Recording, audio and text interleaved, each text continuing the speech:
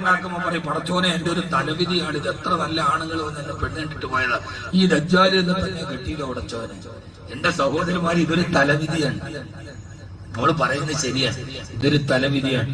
പടച്ചവൻ എഴുതിയതിനെ മാറ്റാൻ പറ്റില്ല. അതുകൊണ്ടാണ് 10-18 വർഷം കഴിയുമ്പോ ചിലതിനെയൊക്കെ നമ്മൾ കണ്ടിട്ട് കെട്ടാന്നൊക്കെ ഉറപ്പ് ഒക്കെ കൊടുത്ത് ചിലപ്പോ തലേ ദിവസം വേറൊരുത്തന്റെ കൂടെ പോയി കളയും. എഴുതിയിട്ടില്ല എന്നാണ് അതിന്റെ അർത്ഥം.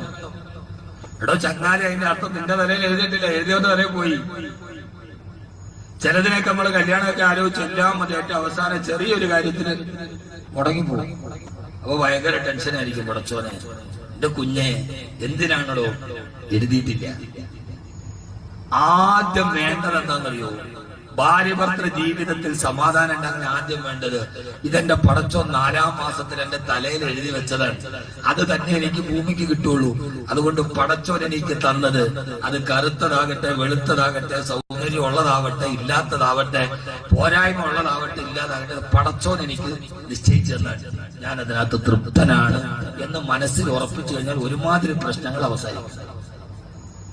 അങ്ങനെ അല്ലേ?